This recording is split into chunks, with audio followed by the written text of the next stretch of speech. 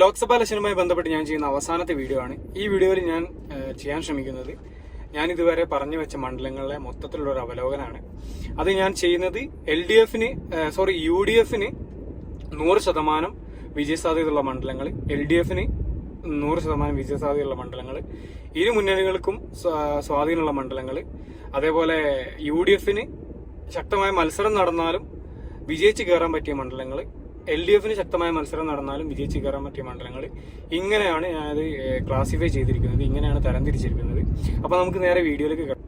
ആദ്യം നമുക്ക് 100% UDF വിജയിക്കുന്ന മണ്ഡലങ്ങൾ നോക്കാം.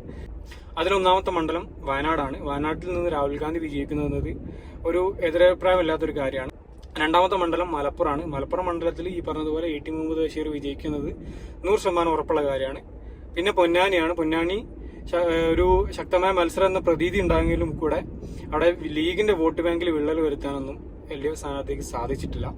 അവിടെയും UDFന്റെ സ്ഥാനാർത്ഥി അല്ലെങ്കിൽ ഈ ലീഗിന്റെ സ്ഥാനാർത്ഥി 100% വിജയിച്ചു കയറും. പിന്നെ എറണാകുളം മണ്ഡലമാണ്. അവിടെ IBയുടെ 100% വിജയിക്കും. ഇടുക്കി മണ്ഡലത്തിൽ ഇതേപോലെ 100% ഡീൻ കുര്യാക്കോസ് വിജയിച്ചു കയറും. കൊല്ലം മണ്ഡലം ഈ പറഞ്ഞതുപോലെ 100% NK പ്രേമചന്ദ്രൻ തന്നെ വിജയിക്കും. ആലപ്പുഴ മണ്ഡലത്തിലും KC വേണുഗോപാൽ 100% വിജയിക്കും. വടകര മണ്ഡലത്തിലും ഇതേപോലെ ഷാഫി പറമ്പിൽ 100% നല്ല ഭൂരിപക്ഷത്തിൽ തന്നെ വിജയിച്ചു കയറുമെന്ന് തന്നെയാണ് കരുതപ്പെടുന്നത്. ഇനി UDFന് സാധ്യത കൂടിയ മണ്ഡലങ്ങളാണ് നമുക്ക് നോക്കുന്നത്.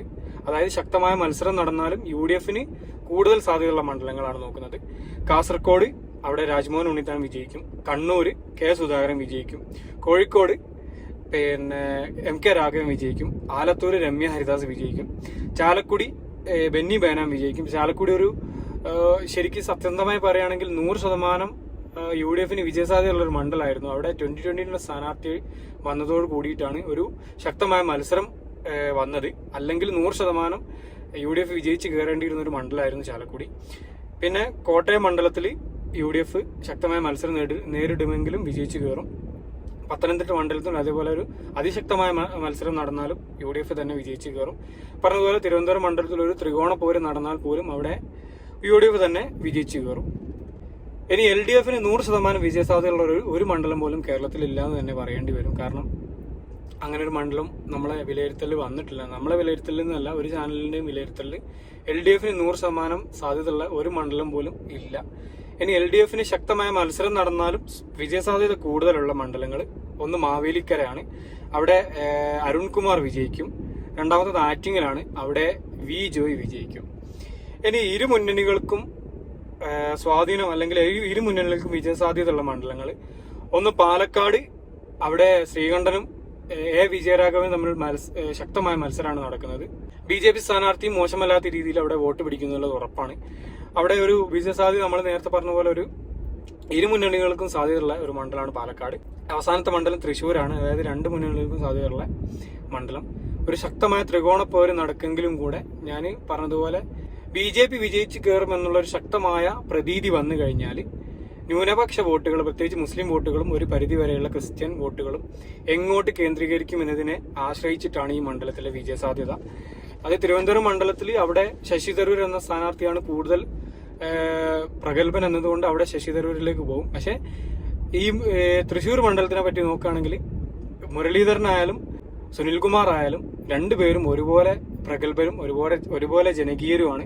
ഇവരിൽ ആരിലേക്ക് ഈ വോട്ടുകൾ കേന്ദ്രീകരിക്കുമെന്നത് നമുക്ക് ഉറപ്പ് പറയാൻ പറ്റാത്തൊരു സ്ഥിതി ആയതുകൊണ്ടാണ് ഈ മണ്ഡലം ഒരു പ്രവചനാതീത മണ്ഡലമായിട്ട് എടുക്കാൻ കാരണം. അപ്പൊ ഇങ്ങനെയൊക്കെയാണ് ഒരു കേരളത്തിലൊരു സാധ്യത നിലനിൽക്കുന്നത്. അതായത് കേരളത്തിലെ മൊത്തം മണ്ഡലങ്ങൾ നോക്കിക്കഴിഞ്ഞാൽ 16 മണ്ഡലങ്ങളിൽ 8 മണ്ഡലങ്ങളിൽ ഉറപ്പായിട്ടും UDF വിജയിച്ചു കയറും. പിന്നെ 8 മണ്ഡലങ്ങളിൽ ശക്തമായ മത്സരം നടന്നാലും UDF വിജയിച്ചു കയറും.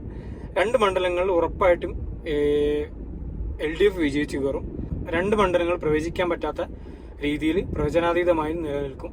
മൊത്തത്തിൽ ഒരു സാധ്യത നോക്കിക്കഴിഞ്ഞാൽ UDFന് 16 മുതൽ 18 വരെ സീറ്റുകൾ വിജയിക്കാനുള്ള സാധ്യതയുണ്ട്. LDFന് 2 മുതൽ 4 വരെ സീറ്റുകൾ വിജയിക്കാനുള്ള ഒരു സാധ്യതയും നിലവിലെ ലോക്സഭാ ഇലക്ഷനിൽ കേരളത്തിൽ നിലനിൽക്കുന്നുണ്ട്. ഇങ്ങനെയാണ് മൊത്തത്തിലുള്ള ഒരു അവലോകനം വരുന്നത്.